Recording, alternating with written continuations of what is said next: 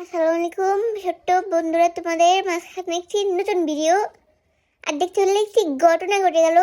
যখন আমরা বাইরে গেলাম না খেতে, একটি ছেলে এলো যে জুতা কিনেন আর ও নাকি টেরাকের এক জোড়া জুতা কিনেছে অনেক কষ্ট করে, কমে নাকি বেছে দিবে। কিন্তু যখন দেখতে পেলাম যে এক পায়েরই দুইটি জুতা চুরি করে এনেছে। আর ওর মাথায় এখন রাগ উঠে গেল যে এত কষ্ট করে কি চুরি করে আনলাম ওটি ভেবে।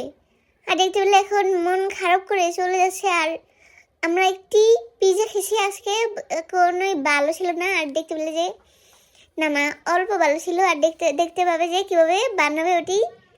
আর প্রথমে দেখতে পেলে একটি বানিয়েছে আগে, ওটি হলো কাদের জন্য। আর যখন বানাচ্ছিল কিন্তু মোজা পড়েনি, যখনই ক্যামেরা দেখলো তাড়াতাড়ি মোজা পরে নিল যে দেখাতে হয়।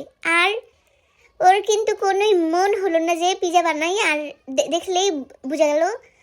আর রুটিকে থাবড়ি করে বসিয়ে দিল যে সমান হয়, তবু সমান হলো না।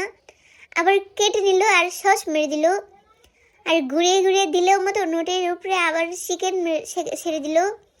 আর একটি গুঁড়া শিশি দিয়ে দিল, ক্যাপসিকাম দিল, মাশরুম দিল একটু করে। আর তাড়াহুড়ো করে বানিয়ে দিল যে ওকে আগুনের ভিতরে ডেলিভারি করে দাও। আর আগুনে দিয়েছে, কতক্ষণ পুড়েছে। আর যখন নামালো ওই আগুনেও কিন্তু হলো না।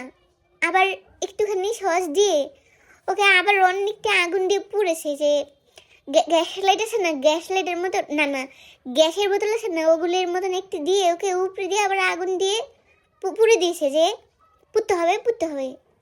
আর যখন আমরা খেয়েছি একটি বাসায় এলো যে এগুলি কিনো, তাহলে তাড়াতাড়ি বাসায় যেতে পারবো।